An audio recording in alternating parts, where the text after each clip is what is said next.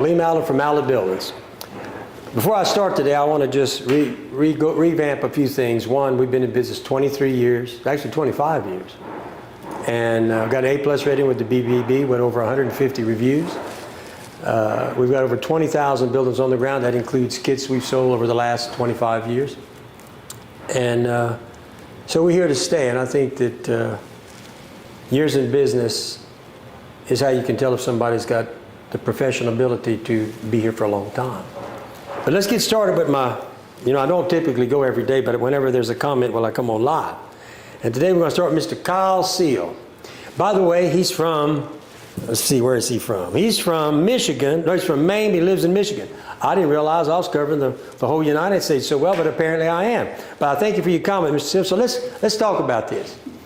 Wood is the dumbest way to build a house. It's combustible. That's true. But have you checked to see what it would take to create spontaneous combustion? You would have to, I did.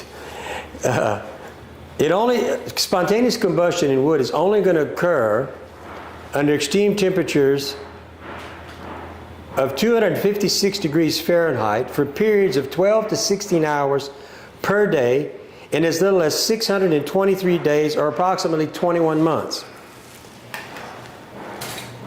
I don't think we got to worry about that, do you? Is it dumb to use wood? Well, I don't know. Steel has a problem with fires too, if that's, I think, your argument. But all of this stuff is, where's that at? I had some other, where's it at? Arson. On the paper. On the paper. Well, let's see here. Yep. Wood and steel, there's 270,000 arsons each year in the United States. This stuff typically is either arson or in steel or wood, according to my research, a stove or some appliance does something. But for this to occur, or for a house to catch on fire because it's wood without some help, or this without some help, is very, very unlikely. Very, very, the percentage would be so small, it's not even worth mentioning. So, that was on your issue of combustion. I hope I answered your question. Understand, I think both products, if somebody starts a fire, yes, both will burn. Okay? That's the facts. But it's not dumb, because I'm going to show you another chart here in a few minutes. But let's talk about this. It moves, it rots, and it tracks bugs. Well, you didn't do any research on me. I use nothing but 100% kill-dried #1 treated lumber, ground-treated lumber in all my buildings. It comes with a lifetime warranty against termites and any type of insect damage. It has a lifetime warranty against rot and fungal decay. And a lifetime warranty against rust. I don't think we can get that with steel. A lifetime warranty against rust. Then I just want to show you this. We use a post protector. So our post is in the ground, but not in the ground. No organisms are touching this post. Therefore, nothing can get to it. The concrete, when we pour the slab, hits the plastic. And that has a 500-year lifespan, that post protector. Okay? See right here? Now, I think that answers your next question. And look, that's a lifetime warranty from the manufacturer. Okay?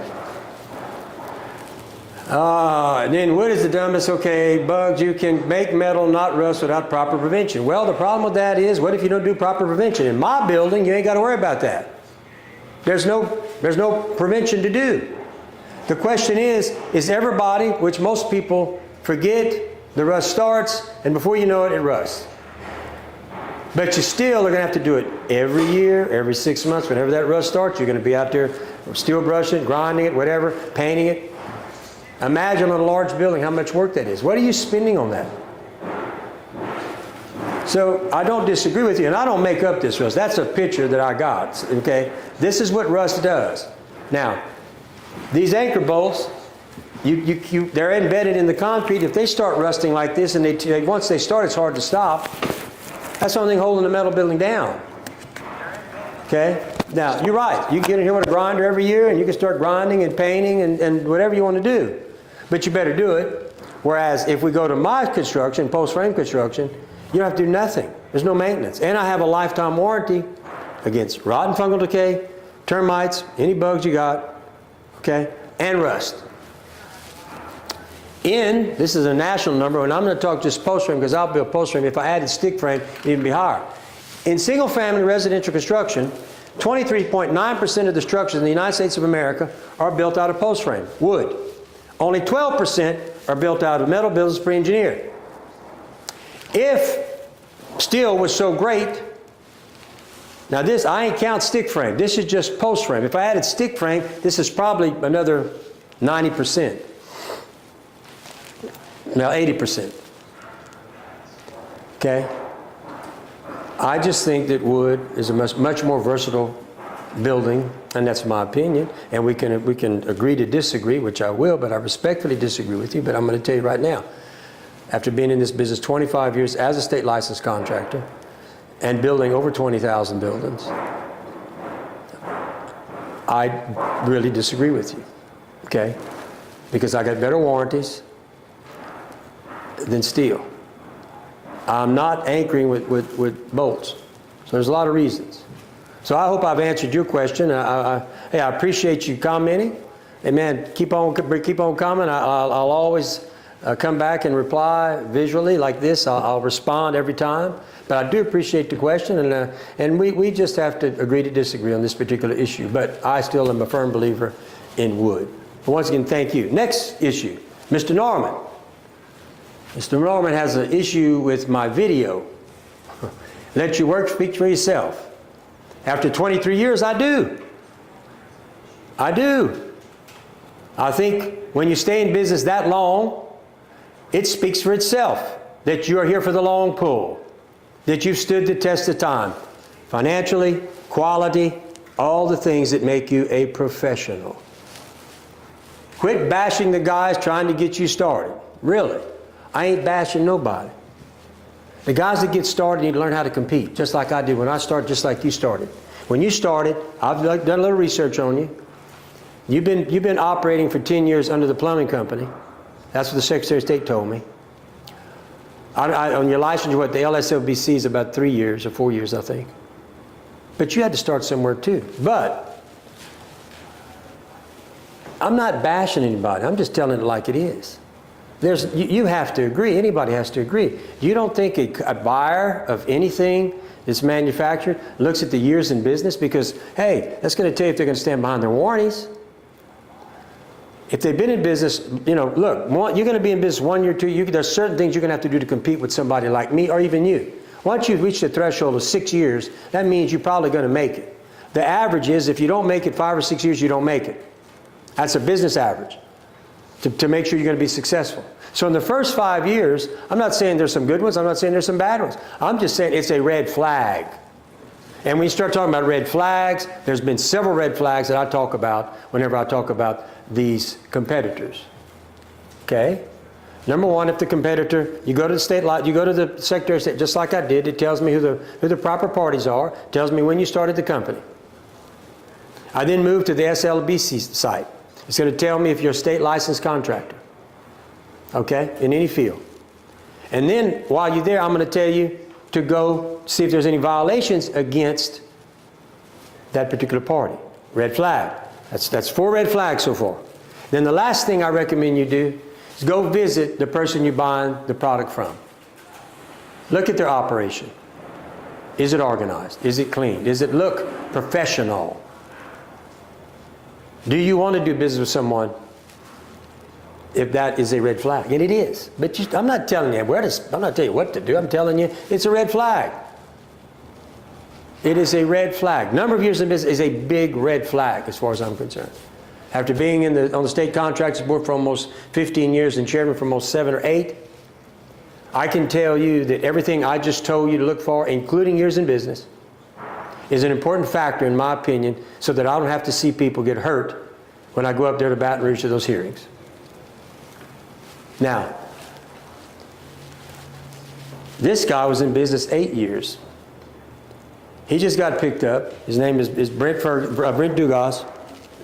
And if you notice, first he got picked up in Acadia Parish. Now he got picked up in Vermilion Parish. I've been told there's more coming, and it could be in large amounts of money that this fella took by convincing people, but they didn't check the red flags. If they'd have checked the red flags and went to the LSCB site, they'd have found out that he had customer violations. The red flag. That's just the one time we caught him. If you'd have went and seen his location, where he operates out of, you'd have been shocked, I think, as a customer. So I'm talking about red flags, and I'm going to tell you again that 23 years in business are, and look, verses 1, 10 verses 1 is pretty drastic. 5 verses 1 is drastic. 23 is super drastic in my opinion. But you have to agree. You yourself think that when somebody goes to get a plumbing contractor, you think that you've been in business, according to Secretary of State, 10 years, licensed 4 or 5 years, versus someone who's only been in business 1 year. You don't think they take that into consideration? I do. Now, you have also made, here's another one. He got caught. Look at his violations. And he got picked up. I mean, this is what I'm against. This is what I'm trying to stop. And I have to warn people about the red flags. That's my objective. Now, Mallett Buildings. Well, yeah, I do. That particular, y'all watch all my videos. In that particular video, I was talking about that. But I didn't talk about it because you ought to watch some of these where I pull all these guys and I call them out. Then you'd really be upset. But you also said that what I'm doing is arrogant. Well, I disagree with you respectfully. You know, I think what I have is a lot of confidence. And the fact that I've been doing this for 25 years gives me that ability to be very confident. I also believe that being in business for a certain amount of years is not arrogance, it's a factual statement. And I think every customer and every person that's considering buying, whether hiring a plumber, a general contractor, a residential contractor, I don't care what you are, I think years in business is a critical question. You know, I'm going to use a scenario which y'all going to think is funny, but it's the truth. If we all were at the racetrack, the horses get ready to run, and one horse has ran 23 races, and one horses ran 1 and only run 1, but the others run 23. I'll put my money on the 23 horses. The 21 ran 23 races. It's the same thing. You're putting your money on experience, proven ability, proven that you're going to be here. And I think I pulled this from your site. This is you. Another new construction foundation, rough incomplete. Looks good. You look like a good plumber to me. That's not my argument. You accuse me of being arrogant and because I talked about the 23 years. You said, just don't hire a plumber, hire a professional truly committed to service. Not only during, but after the sale. Well, let's talk about that. First of all, to be a professional, as you state, years in business will answer that question. But you said not only during, but after the sale. Well, if he's in business for 1 year and he goes out the next year, you've been in business, what, 5, 6? I've been in business 23. You think that this would come true based on your years of experience? I respectfully disagree with you. I think that your own words make me right.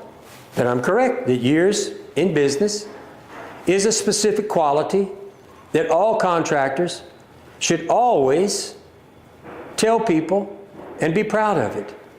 Because I think that it is a red flag that gives you a check. Check, he's got that. He's got years of experience. He's registered with the Secretary of State to do business. He's a licensed contractor. He's got no violations. He looks professional at his operations. That's all. So, Mr. Norman, but you did ask me to show you the law. You should know it because you got your license because I finally found it. But for those out there who want to know the law, in the plumbing world, there is 2 plumbing agencies. The Plumbing Board, the State Licensing Board. You're required to have licensure from both. Now, if you've got a license over here on the State Plumbing Board, you're not required to take a test, but you're required to go get a license from us. We acknowledge the test, therefore we give you the license. Okay? And if you go to this statute, this is where it's at. Nothing in this subsection shall be construed to permit plumbing contractors to perform plumbing work without first complying with the licensure provisions of Chapter 16 of this title. Period. Now, you are correct in one of your statements. If it's under 10,000, you don't have to have any licensure. Agreed. That is the law. But if you, and it's going to be the combination of materials and labor, not just labor. You got to put them both together to get above the 10,000. But if you cross that, go to 10,001, you're going to require the state licensure from 2 organizations, and this is one of them. Okay? So I hope I've answered your question. I can tell by the work, I can tell with some of the stuff, you're probably a good plumber. But I think you should advertise how many years you've been in business. I think it would help you. I think your customers have a right to know. I think your customers need to know. Okay? I think it separates you from someone who's only done it a year. I hope you agree, because it does. You have more experience. The odds are you're gonna get the job done. Ain't no maybe about it, based on the number of years of experience. But anyway, if I got no questions, hope I answered y'all's questions. Hey, thank y'all for listening. I always enjoy, I appreciate the comments. I'm not arguing with you. We're having a great discussion. I think that when people do that, we do a service for our industry, because whoever's not in the listening to all this because of these great questions gives me an opportunity to expound, do some research, get up here and try to explain. And frankly, because I am chairman of the State Contractors Board, I feel very obligated, especially with all the things I've seen the last few weeks, and actually over the years. But the last few weeks, it's gotten bad. Besides, Brent Dugas, another lady got hit for $160,000. And if she'd have listened to just check my red flags, I don't think that would have happened to her. But anyway, I'll see you next time. Hey, good luck. Y'all have a great afternoon. It's always good talking to y'all.